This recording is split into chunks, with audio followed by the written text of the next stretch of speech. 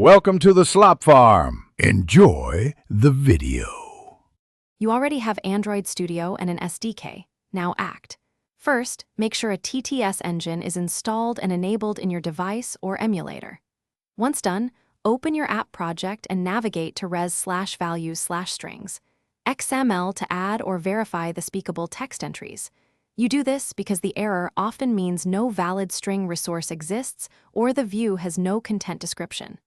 Save changes, then rebuild immediately so Android Studio picks up new resources and layout references.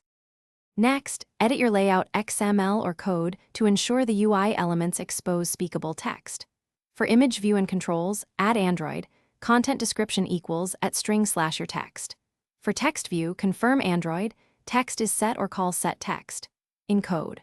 Once done, ensure accessibility focusable attributes are correct and avoid empty strings.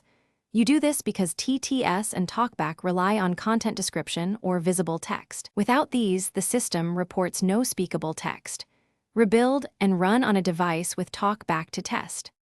Finally, clean the project, rebuild, and deploy to a device or emulator with TalkBack enabled so you can verify speakable output. You should navigate app screens and listen for the expected phrases. If nothing is spoken, inspect Logcat for Accessibility Manager or text-to-speech initialization errors. Make sure views aren't programmatically cleared after layout inflation. One key troubleshooting tip. If TalkBack still reports no speakable text, enable Accessibility Event, Logging, and test a minimal layout with a single text view containing a literal string to isolate the problem. Thanks for watching. Consider subscribing if we helped you today.